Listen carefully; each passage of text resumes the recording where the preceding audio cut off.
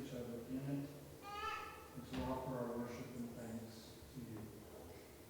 Help us to appreciate each and every our days and all of the blessings that we put in them. Help us to learn to use each appropriately and in ways that bring honor and glory to you. In Jesus' name we ask. Amen.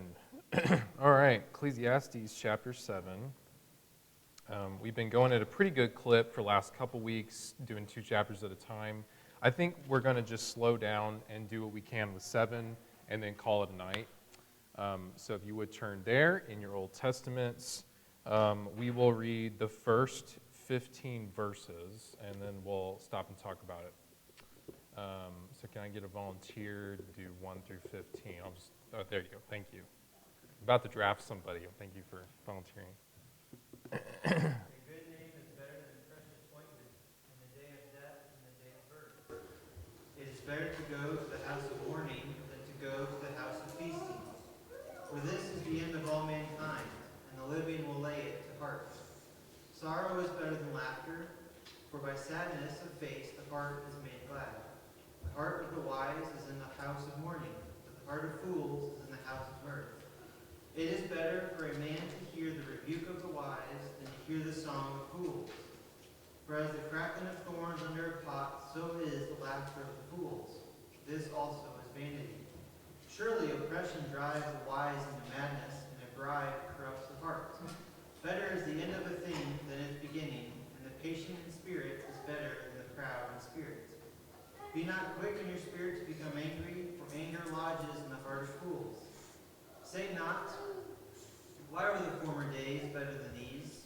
For it is not from wisdom that you ask this.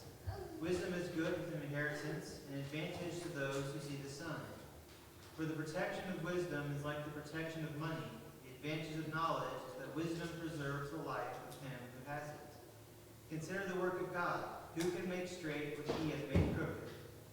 In the day of prosperity be joyful. In the day of adversity consider. God has made the one as well as the other, so that man may not find out anything that will be after him. In my vain life I have seen everything. There is a righteous man who perishes in his righteousness. There is a wicked man who prolongs his life in his evil doing. All right. Thank you, Luke. So we've talked about this a little bit before. What the preacher is doing in this book is he is talking about the cycle of life that all of life goes through. We go through it. But, the water cycle goes through it, the wind goes through it, everything kind of runs over and over in a circle. And so his material has been kind of doing that as well. He's talking about things, and then he'll bring them up again later. And so he's been telling us there's plenty of enjoyment to be had in life.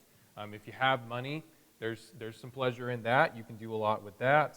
When you have health, you have relationships, you have work. All those things can be good in their place, but nothing under the sun is going to fully, completely give us satisfaction.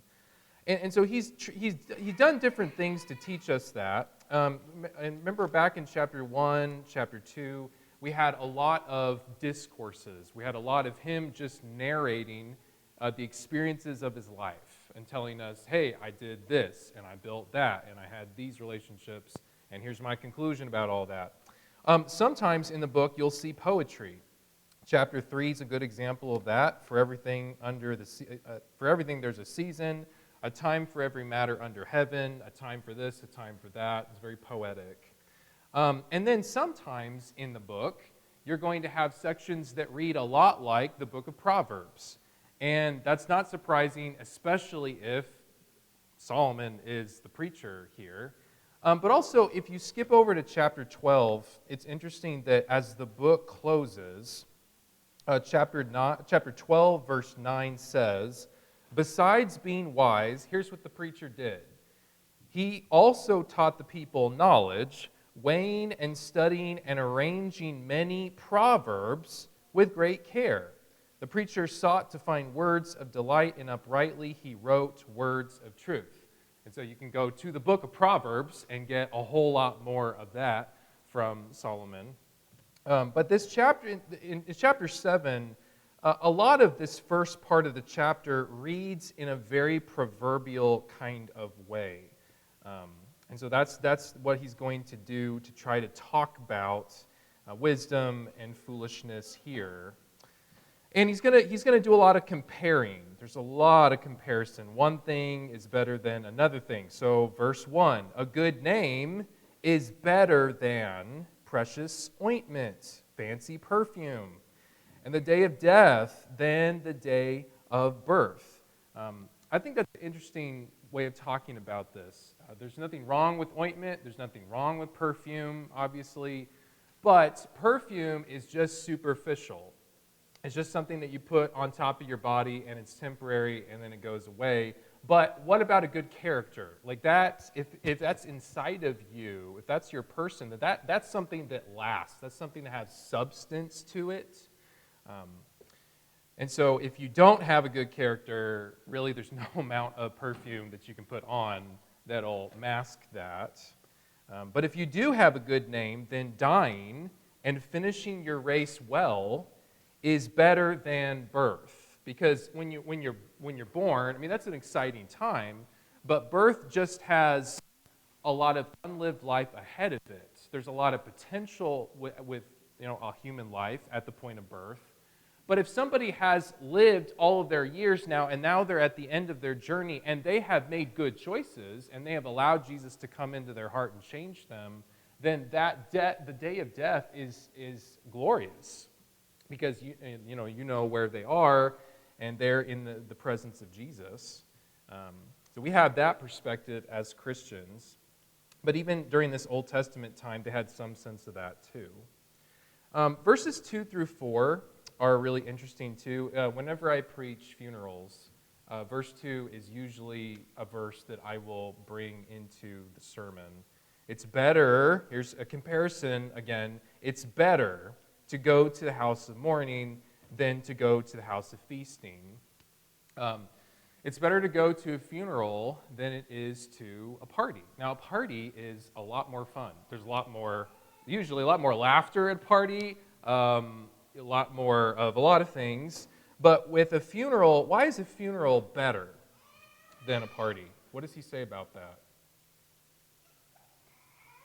What's the cause of the... Yeah, a funeral can teach you things that a party usually is not going to teach you. When I'm sitting around a table playing Ticket to Ride, I'm not thinking a lot of deep thoughts about my existence and what my purpose for being here. I'm just having fun putting trains on the table. But he said, the living need to take something to heart. This is the end of all mankind. We need to be thoughtful about that, not wallow in sorrow. But if we have a contemplative life, I think verse 3 is saying, then that will lead to a good place. It will push us in a good direction. Adversity is better for our souls than pleasure is. And I think this reminds us of other places too. Like, you remember the one psalm that we have that Moses wrote? Remember Psalm 90? He wrote in Psalm 90, verse 12, teach us to number our days so that we can gain a heart of wisdom. Psalm 39, verse 4, David said, Lord, make me to know my end and what is the measure of my days.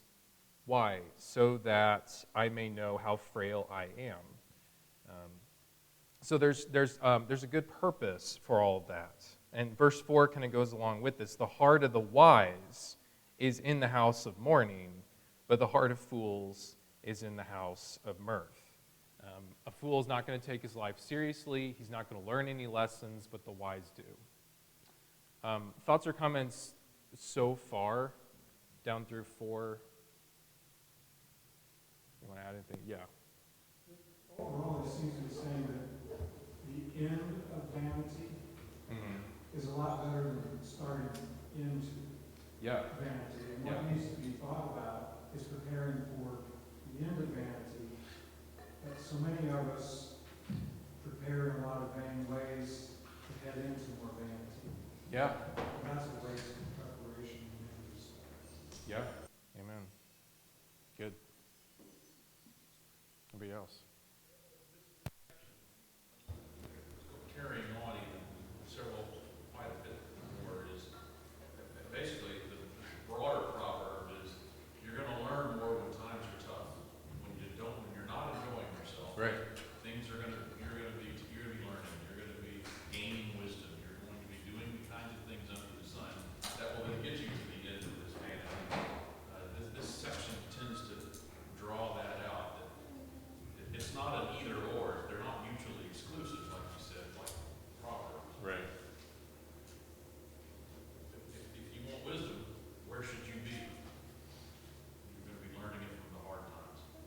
Right. So that it has that potential to create good things in us. We got to make sure that we approach adversity in the right kind of way, though. You remember the Israelites went through plenty of days of tough times, and they didn't really learn anything. A lot of them didn't learn anything from that. So if we approach it with complaining and discontentment instead of what he's talking about here, we're going to be in trouble. But it certainly has that potential. Good. Anybody else? All right, so notice 5 and 6. 5 and 6 is talking about how, kind of like funerals and death and sorrow, it's not a lot of fun to be in a position where you come into some rebuke. Somebody pulls you aside and says, that wasn't well done. You need to change something about your life. It's never fun to be told that, but if you are corrected by somebody who actually understands what they're talking about and they've had some biblical experience with the words of God and they're giving those to you, that can be a wonderful training moment. That can be such a valuable experience. Because remember what Jesus said in Luke 6:26, "Woe to you when all people speak well of you." If everybody all the time is just singing your praises, oh, everything you do is wonderful, wonderful, wonderful, wonderful. I mean, how are you going to learn from that? Because we all know deep down, not everything we do or say is wonderful. We need people to come and say, yeah, that needs help. Now, if that's the only thing that they're doing, then we need to pull it in the opposite direction a little bit. But we all need correction. You remember Proverbs 27, verse 6? Faithful are the wounds of a friend, but deceitful are the kisses of an enemy. And that was written a whole lot, like a long time before Judas came into the picture.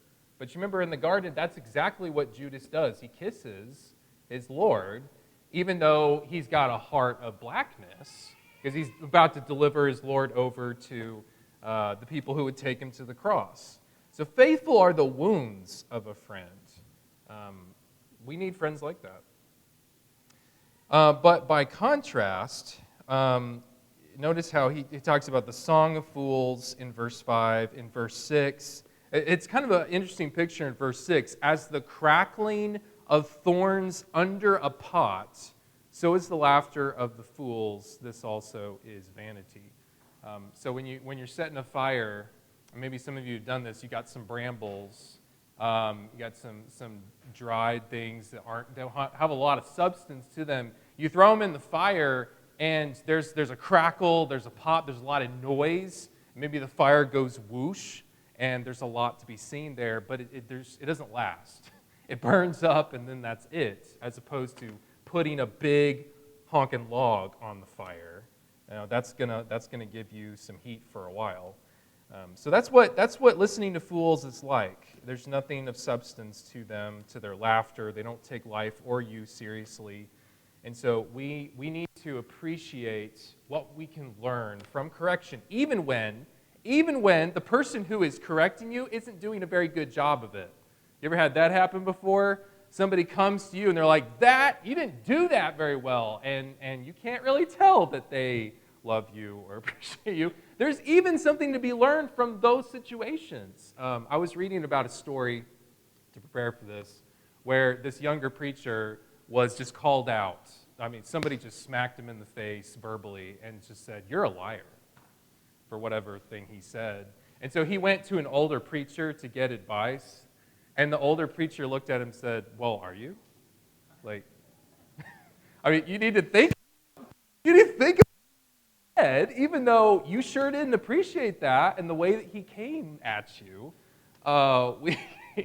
We need to take what we can learn from criticism, but especially from a friend, especially from someone who's trying to help us. There's a lot to be learned from that. 7 through 9, look at verses 7 through 9, where he's talking about, surely oppression drives the wise into madness, a bribe corrupts the heart, Better is the end of a thing than its beginning. The patient in spirit better than the proud in spirit. Again, contrast here.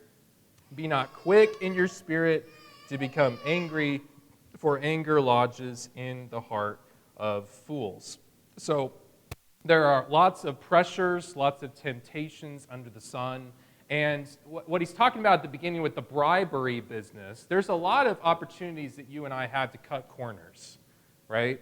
To not be as faithful, as steadfast as we know that we should be. We have to guard against that and not become spiritually dull or crazy.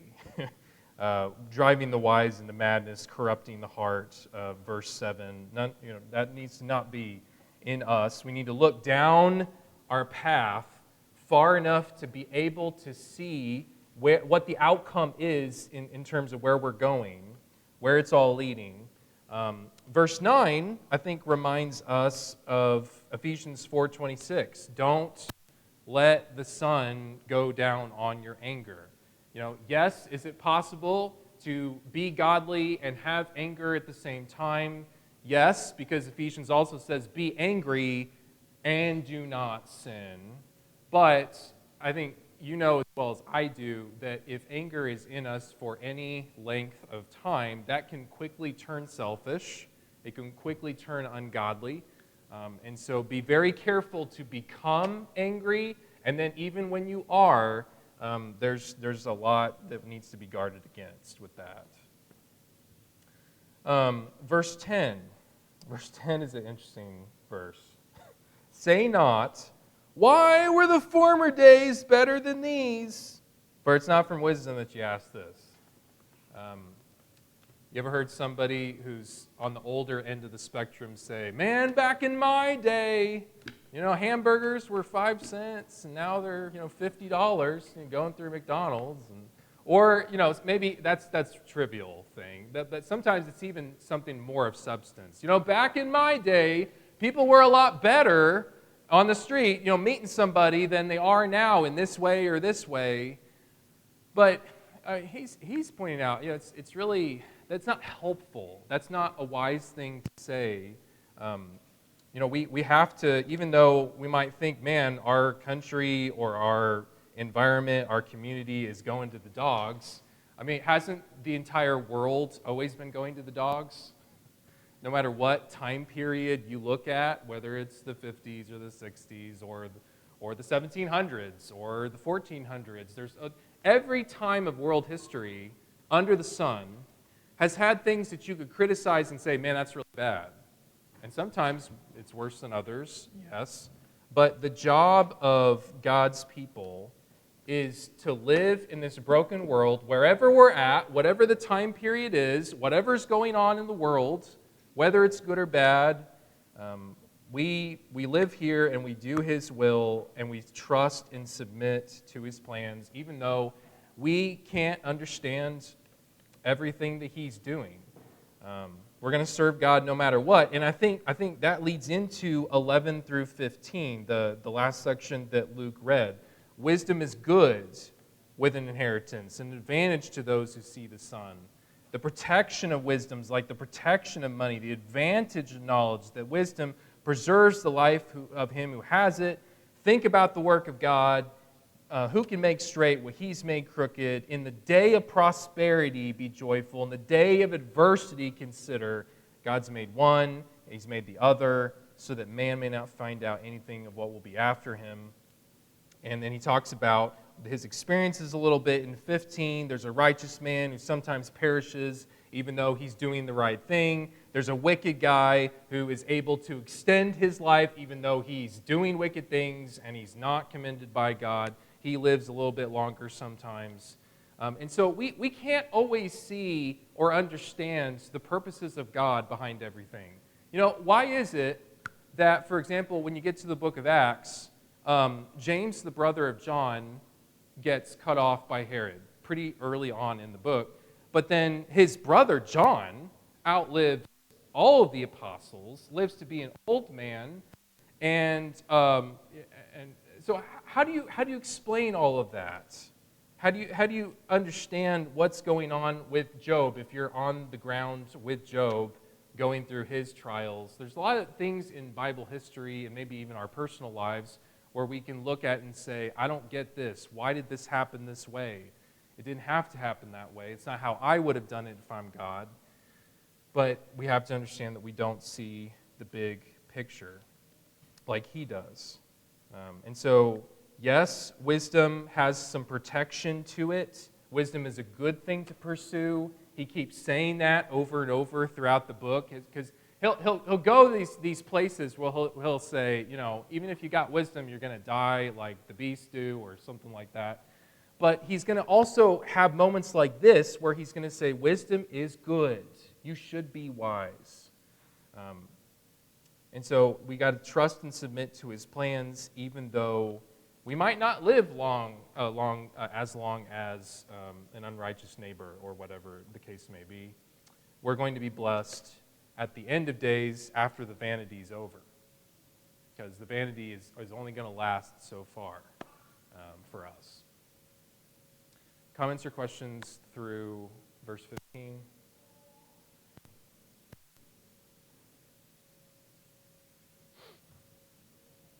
Okay.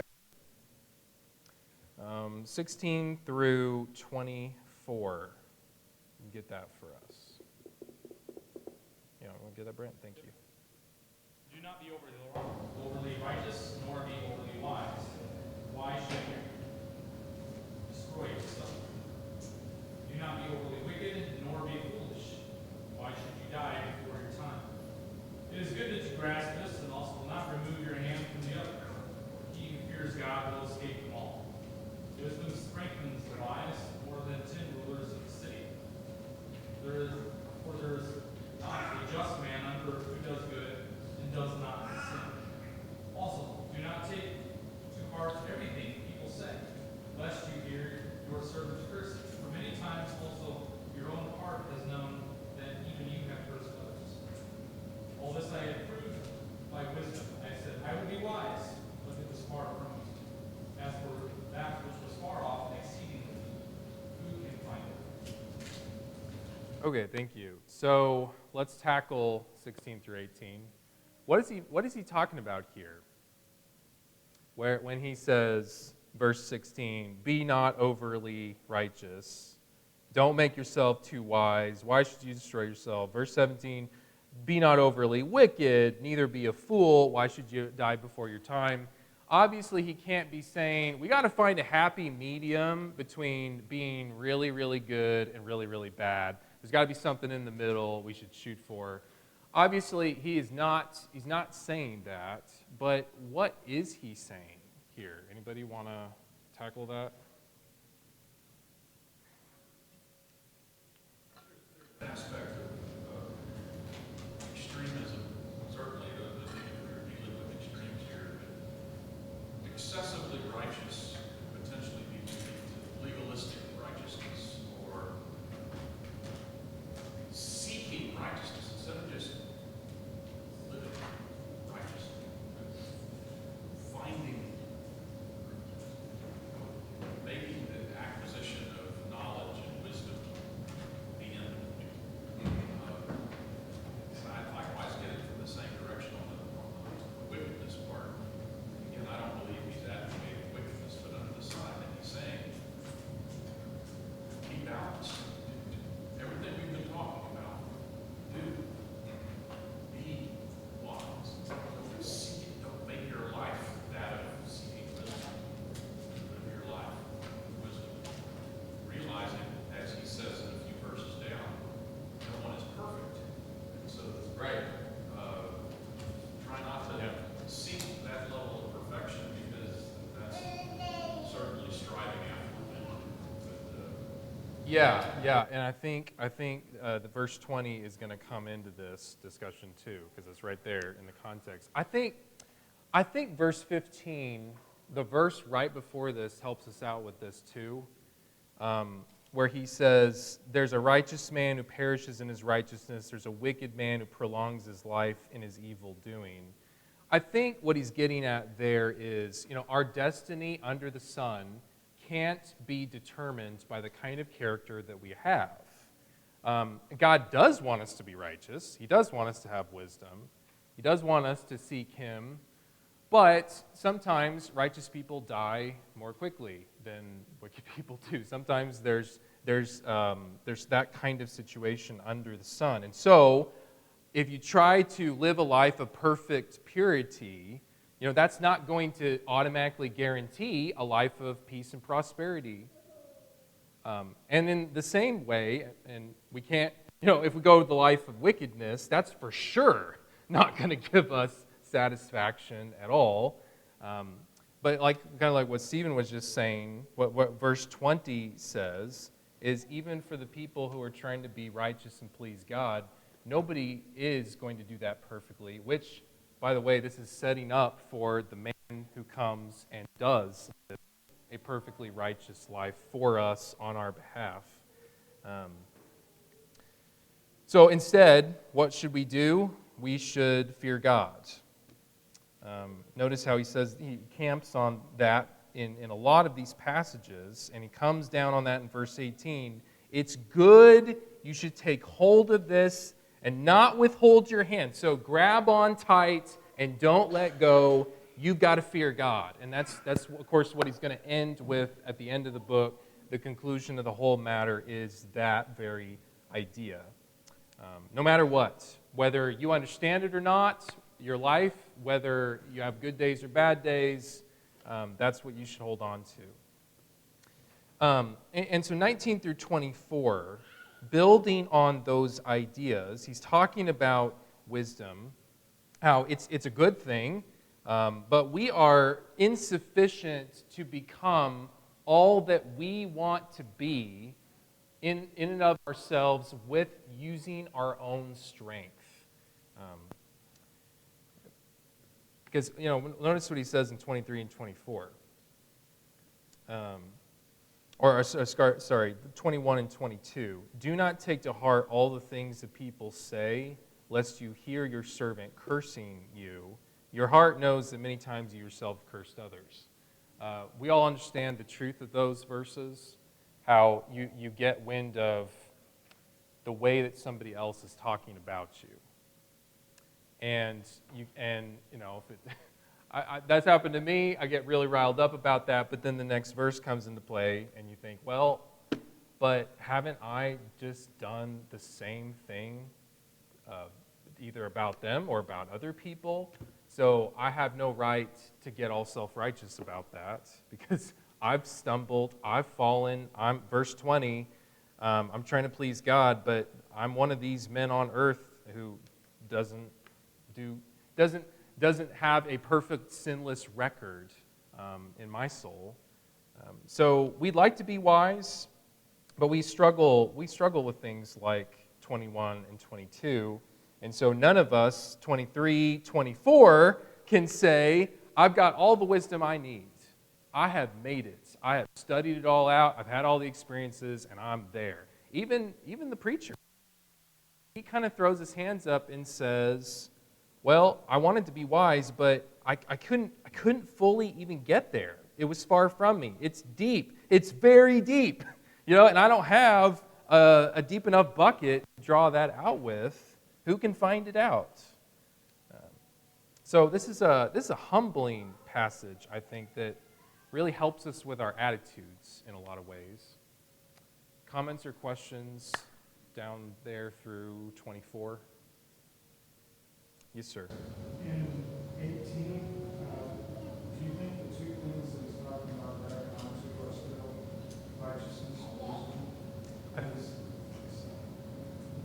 But I'm open to other thoughts on that. No, because that's what I think too, and I just wondered when you were saying that fear of God comes to the what? Yeah. Well, if we radically pursue righteousness to the detriment of wisdom, or we radically pursue wisdom to the neglect of righteousness, I think that's the problem he's talking about, or the wrongness that will happen is one will suffer from the overemphasis of the other. But the person who fears God is listening to what God says about it, and just needs to hang on to both and end up with both. Yes. Yeah, so fearing God stabilizes us and rights the ship and causes us to be where we need to be. Yeah, good. Other thoughts? Okay, let's finish up the chapter, 25 through 29. Could you read that, Steve? I directed my mind to know, to investigate, to seek wisdom and an explanation, and to know the evil of folly and the foolishness of madness. I discovered how bitter than death the woman whose heart is snares and nets, whose hands are chains. One who is pleasing to God will escape from her, but the sinner will be captured by her. Behold, I have discovered this, says the preacher, adding one thing to another to find an explanation, which I am still seeking, but I have not found. I have found one man among 1,000, but I have not found a woman among all these. Behold, I have found only this: God made men upright. They sought out many devices. Okay, so there's also some interesting verses in here as he closes. Starting with 25, notice how that sounds a lot like some earlier parts of the book.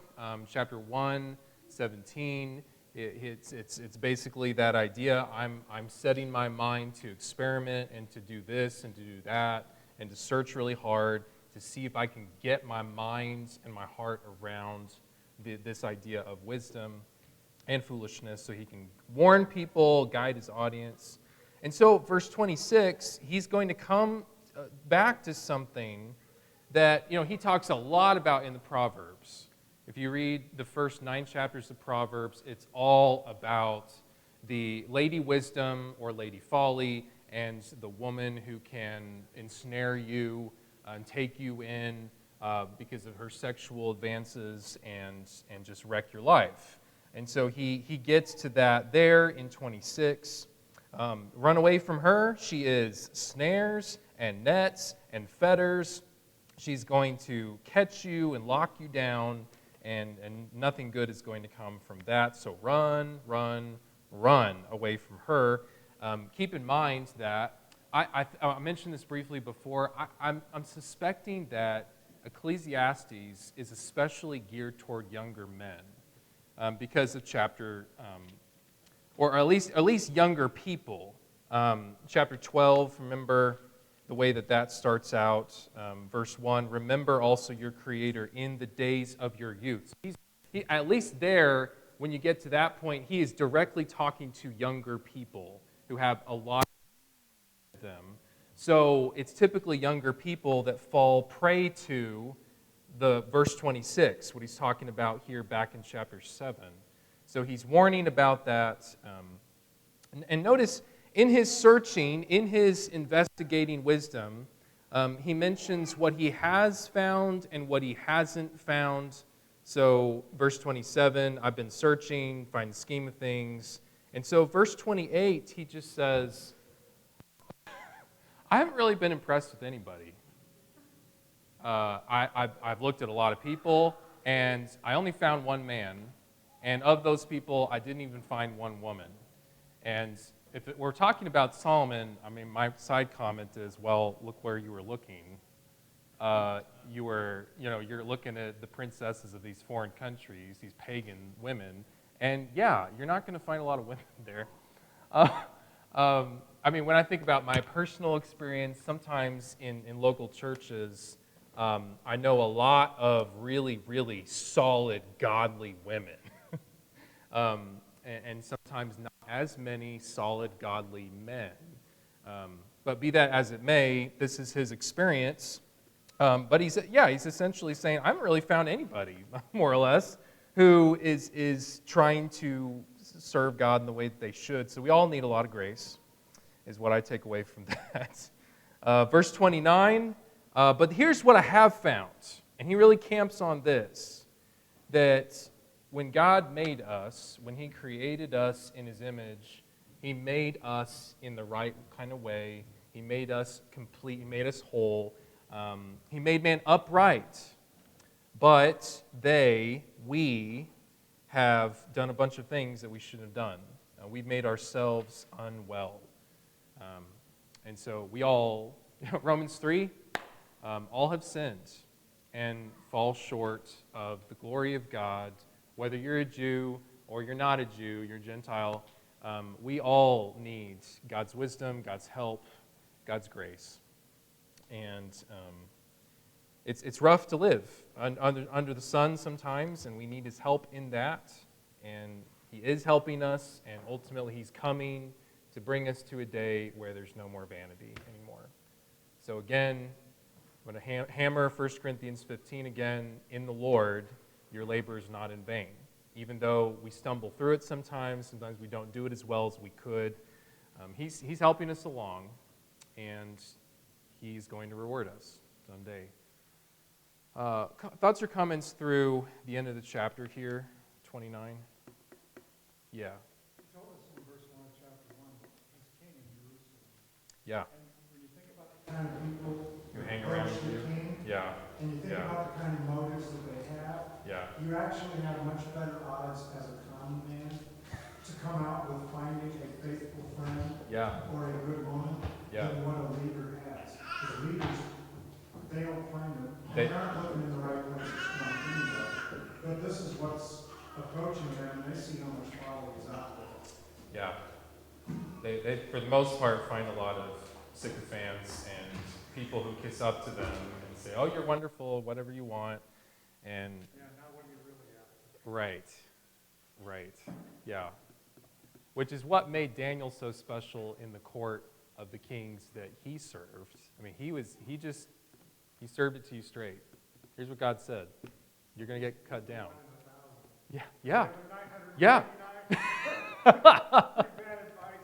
Right, yes, yeah, good. Anybody else? I get a question, I guess, maybe in 26. Do you think that he is beginning to see, if this in fact is Solomon, and he is maybe beginning to accumulate concubines and wives and those kinds of things? Do you think this is where this comes from? Or is this prior to him finding all this? I mean, He says he's discovered. He's discovered. he's Found he's in it. the midst of this. It seems to be. Yeah, he's in the midst. Yeah. There's. Man, I have wondered so much about if this is Solomon. What's the time period of his writing this? Seems to be on the older end of the scale. I'd like to think that he repented. I'd like to think that he turned around and he saw the foolishness of what he's done. But we just don't know. No, right. It's one of those tantalizing little, maybes that are out there. Because Kings and Chronicles sure don't tell us that he repented of any of that. Good. Anybody else? Well, how many extra expectations come along with those gifted women from all these foreign countries? They don't come free for nothing. You're right. And he's just previously talked about bribes. Oh, that's true. Oh, yeah. Now what do we owe? Now what kind of favors are we going to have to return? Yeah, that'll be one treaty, please. Right. Yeah. Pharaoh's daughters aren't free. No, they're not. Oh, indeed. Yeah, good point. All right. Well, we'll wrap it up there a little bit early, but that's chapter 7, and we'll pick up there in 8. Not next week, but the week following that. So I'll be at normal next week, and Brent's going to lead the class or whatever it's going to be. And I think he said not going to do Ecclesiastes, he's going to do something else. So appreciate him for being willing to do that, and I'll look forward to catching chapter 8, chapter 9 with you next time we do this.